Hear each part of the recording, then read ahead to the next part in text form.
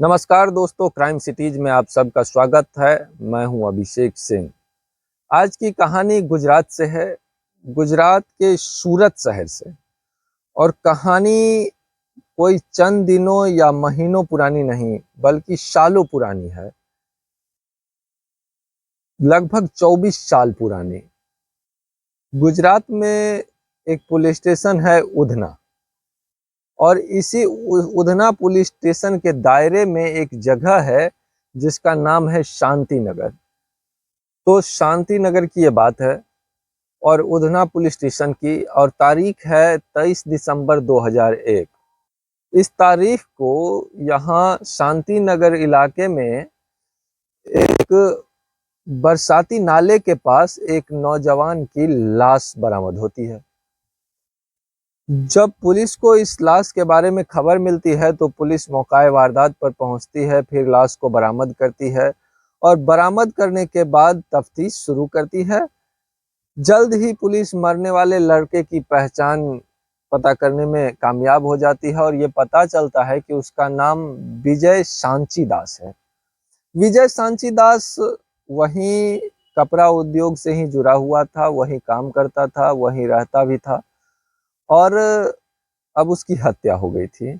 जाहिर सी बात है कि इस तरह की किसी नौजवान की हत्या होती है तो उसके पीछे कोई बहुत बड़ा प्रॉपर्टी वाला एंगल या रुपए पैसों वाला एंगल आमतौर पर नहीं होता है।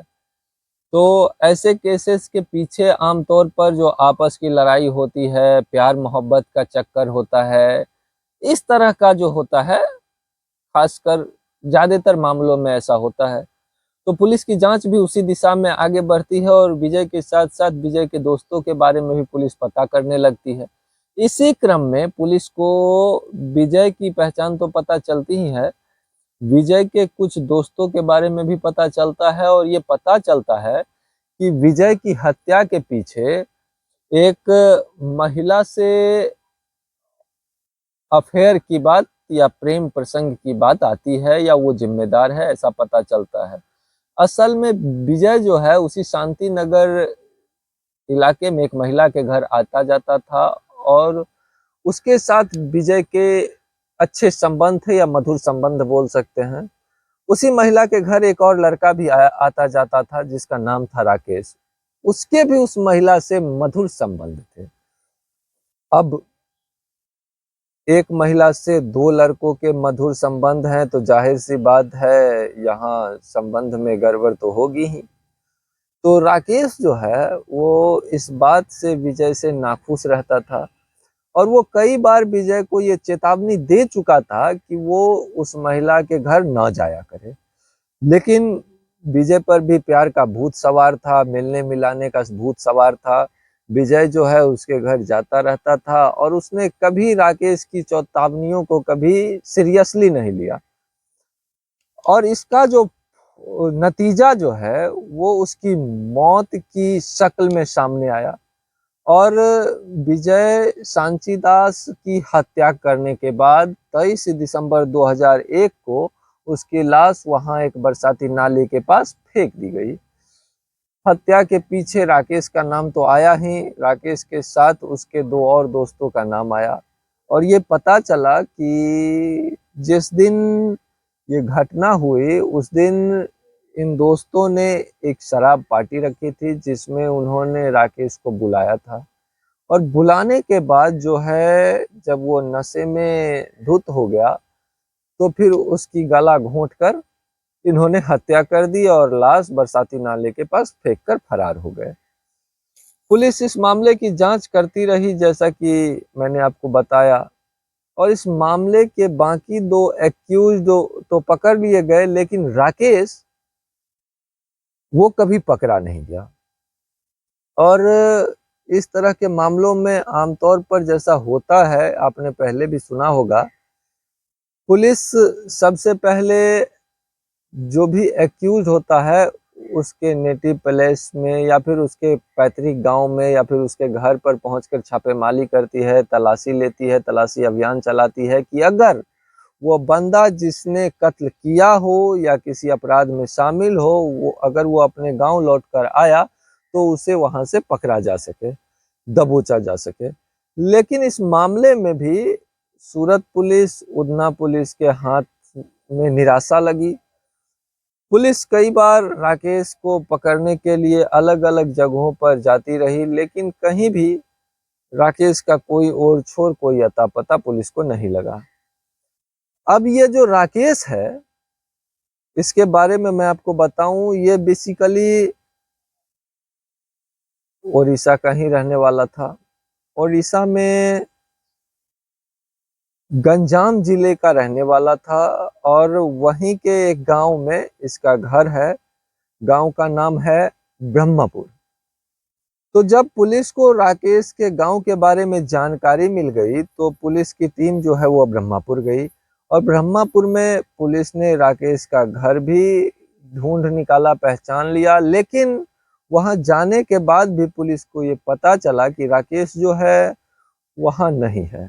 हालांकि इसके बाद पुलिस साल दर साल, हर एक साल 2 साल में वहां जाती रही, राकेश के बारे में पता करती रही, लेकिन कभी राकेश वहां नहीं मिला। हालांकि इतना जरूर पता चला, पुलिस को ये खबर मिली कि राकेश इस बीच एक आध बार गांव आया जरूर था, लेकिन ये पुलिस की बदकिस्मती थी या नाकामी थी कि जब जब पुलिस वहां पहुंची राकेश वहां नहीं था। इस तरह से दिन, महीने, साल गुजरते चले गए और एक एक करके 23 साल गुजर गए। 23 साल अपने आप में एक बहुत बड़ी बात होती है। खैर, पुलिस जो है इस तरह के जो केसेस होते हैं, आमतौर पर कुछ केसेस को पुलिस कोल्ड केसेस के तौर पर मान लेती है और लाख कोशिश के बावजूद जब वो गुनहगारों को नहीं पकड़ पाती है तो उस केसेस को पुलिस कई मामलों में ऐसा देखा गया है कि क्लोज भी कर देती है, खत्म कर देती है, बंद कर देती है। लेकिन कुछ केसेस ऐसे होते हैं जिनको पुलिस जो है वो बंद नहीं करती और उस पर एफर्ट चलाती रहती है, उसमें जांच पड़ताल करती रहती है। इस मामले में क्योंकि 2 मुजरिम गिरफ्तार हो चुके थे, मर्डर का मामला था, तो पुलिस ने इस केस को बंद करना गवारा नहीं समझा, बल्कि इस पुलिस ने इस मामले की तफ्तीश जारी रखी। जो लोग गिरफ्तार हुए थे उनके खिलाफ तो चार्जशीट दाखिल हुई, उन्हें जेल भेज दिया गया। लेकिन राकेश की तलाश का सिलसिला जो है वो चलता रहा और धीरे धीरे वक्त गुजरता रहा और पुलिस ने अंत में राकेश के नाम पर 45,000 रुपए के इनाम का भी ऐलान कर दिया था। और सूरत पुलिस की एक टीम है जिसे कहते हैं prevention of crime. Prevention of crime branch के नाम से इस टीम को जाना जाता है, जिसे शॉर्ट फॉर्म में पीसीबी कहते हैं। इस टीम को इस राकेश के बारे में पता करने की जिम्मेदारी दी गई। इस टीम को यह भी बताया गया कि राकेश के ऊपर ऑलरेडी 45,000 रुपए के इनाम की घोषणा हो चुकी है, तो जाहिर है कि एक ऐसा मामला था जिसे सॉल्व करना पुलिस के लिए बड़ी चुनौती थी। और पुलिस ने भी सूरत से लेकर वहां ओडिशा के गंजाम जिले तक इस की पूरी दूरी जो है कई बार नापी, लेकिन पुलिस को राकेश के बारे में पता नहीं चला। अब पुलिस ने तय किया कि वो अपने मुखबिरों के जरिए, अपने इन्फॉर्मर के जरिए इस मामले में की जानकारी जुटाने की कोशिश करेगी। कई बार जहां सारी कोशिशें बेकार चली जाती है, जहां technical investigation, mobile surveillance, ATM से पैसे निकालना, यानी टोटल डिजिटल जो इन्वेस्टिगेशन होता है, ये सारी कोशिशें जहां बेकार चली जाती है, वहां पर मैनुअल पुलिसिंग और जो पुराने जमाने की जो पुलिसिंग है मुखबिर वाली, वो काम कर जाती है। इस मामले में मुखबिरों से पुलिस का बातचीत करना और मुखबिरों को इस काम में लगाना कि वो राकेश के बारे में पता लगाए, पुलिस के लिए जो है कारगर साबित हो गई।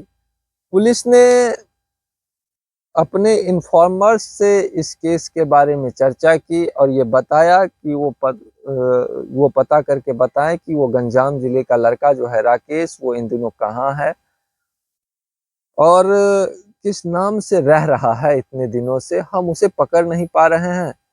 तो मुखबिरों ने वाकई कमाल किया। मुखबिरों ने राकेश के बारे में जानकारी जुटाई और ये पता चल गया कि राकेश ने अब अपना नाम बदल लिया है, और नाम बिल्कुल ही बदलकर जो उसने अपने आप को पदम चरण पांडा के तौर पर बुलवाना शुरू कर दिया है, और उसको सारे लोग पदम चरण पांडा के तौर पर ही जानते हैं। लेकिन ये पदम चरण पांडा जो है वो उड़ीसा में नहीं रहता, बल्कि उड़ीसा से सैकड़ों किलोमीटर दूर उत्तर प्रदेश के मथुरा में रहता है, और कोई काम काज भी नहीं करता, बल्कि एक साधु के तौर पर मथुरा में अपनी जिंदगी गुजार रहा है।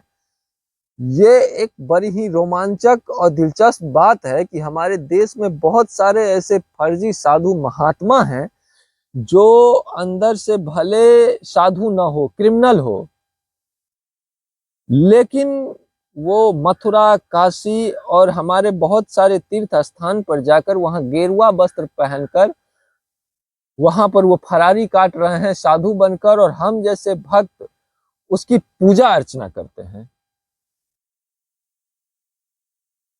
तो पदम चरण पांडा के बारे में भी मुखबिरों को ये जानकारी मिली, और ये पता चला कि वो मथुरा में साधु बनकर रहता है।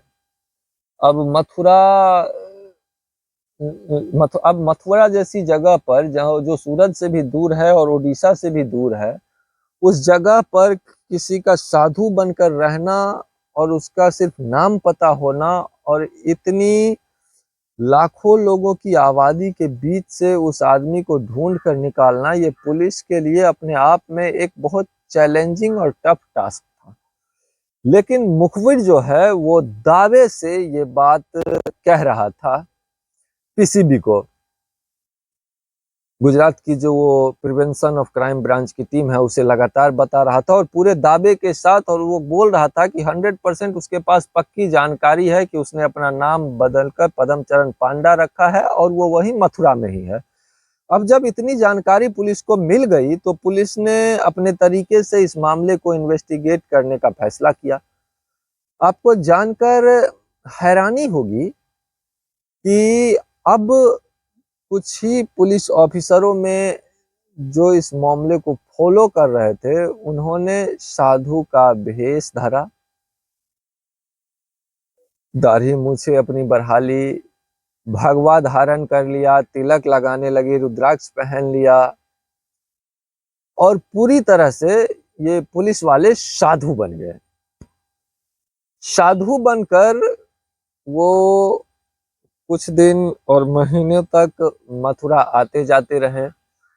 मथुरा में उन्होंने प्रवास भी किया, अलग अलग आश्रमों में गए, रुके, वहां के पंडितों पांडा से और साधुओं से संपर्क बनाया, और इसी कोशिश में उन्हें कामयाबी मिली, और उन्होंने पदम चरण पांडा के बारे में जानकारी जुटाई, चर्चा की लोगों से, साधुओं से। तो उन्होंने बताया कि हाँ, हम जानते हैं पदम चरण पांडा है। उन्होंने अपना कोई उड़ीसा का कनेक्शन बताया कि हम भी साधु हैं, पदम चरण भी साधु है, पदम चरण से उसकी बचपन की दोस्ती है, पहचान है। जो पुलिस वाले इसमें ताना बाना बुनते हैं वो उन्होंने बुना। तो पुलिस वाले भेष बदलकर तकरीबन महीने भर तक वो सूरत की पुलिस मथुरा में रही, और मथुरा में रहकर उन्होंने आखिरकार यह पता कर लिया कि मथुरा में ही कुंज कुटी आश्रम है, और इस कुंज कुटी आश्रम में वो पदम चरण पांडा रहता है। वो भी उस आश्रम का एक साधु है, एक मेंबर है। पुलिस के लिए इतनी जानकारी काफी थी। साधु बने हुए पुलिस वालों ने अपनी बाकी के टीम मेंबर्स को वहां पर बुलाया, इन्फॉर्म किया, और बुलाने के बाद कुंज कोटी आश्रम में उन्होंने दबिश दी। पहली बार जब पुलिस की टीम वहां पहुंची साधु के भेष में, तो वहां पदम चरण पांडा पुलिस को मिला, और जैसे ही पुलिस ने इससे पूछताछ शुरू की तो वो इधर उधर की बातें बनाने लगा, और उसने जो है अपने बारे में झूठ बोला और ये दावा करता रहा कि वो राकेश नहीं बल्कि पद्मचरण पांडा है। लेकिन पुलिस ने जब सख्ती से उससे पूछताछ की तो तमाम पुराने सबूत और चीजें उनको दिखाई और याद दिलाई गई, तो उसके सामने अपना जुर्म कबूलने और अपनी असली पहचान बताने के सिवाय कोई चारा नहीं था। इस तरह से 23 साल बाद सूरत पुलिस की टीम ने, क्राइम ब्रांच ने, साधु बनकर एक नकली साधु को जो कत्ल के मामले में वांटेड था, उसे गिरफ्तार करने में कामयाबी हासिल कर ली।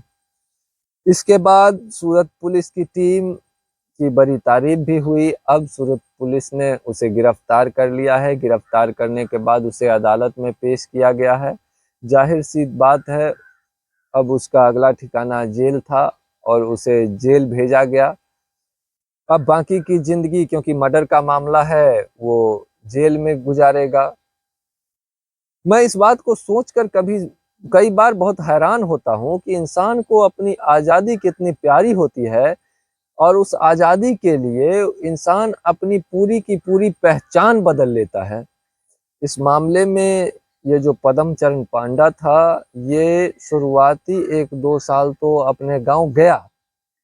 राकेश अपने गांव गया, घर वालों से मिलता रहा, लेकिन जब उसे एहसास हुआ कि अगर वो गांव आता जाता रहेगा और राकेश नाम से रहेगा तो वो आज नहीं तो कल बहुत जल्द पकड़ा जाएगा, और पुलिस की टीम वहां पे दबिश लगातार दे रही थी। तो उसने अपना पूरा का पूरा पहचान ही बदल लिया, अपने नाते रिश्तेदारों से रिश्ते खत्म कर लिए, किसी से नहीं मिलते थे।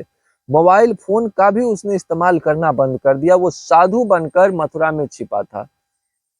अब एक आदमी जो एक आम इंसान की तरह जिंदगी जी सकता है, जिसके सामने इस दुनिया को भोगने की, इस दुनिया में जो भी रिसोर्सेस हैं उसे एंजॉय करने की, सांसारिक जीवन जीने के सारे रास्ते खुले हो सकते हैं, वो आदमी कई बार जब किसी जुर्म में शामिल होता है तो फिर उसके बाद उसे पुलिस से बचने के लिए किस तरह से पूरी तरह से अपनी पहचान बदल लेता है। कोई साधु बन जाता है, कोई किसी और रूप में रहता है। तो मुझे तो लगता है ऐसी जिंदगी जीना भी अपने आप में कितना मुश्किल है।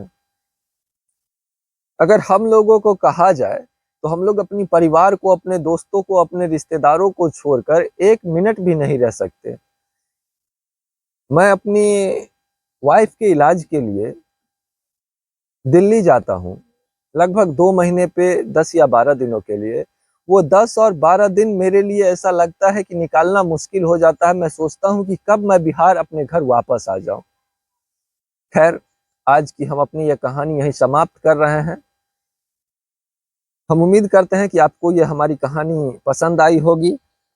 फिलहाल अब हम आपसे विदा ले रहे हैं। कल फिर आपसे मुलाकात होगी। तब तक अपना खूब ख्याल रखिएगा, अपने परिवार का ख्याल रखिएगा। मैं अभिषेक सिंह और आप देख रहे थे क्राइम सिटीज। धन्यवाद।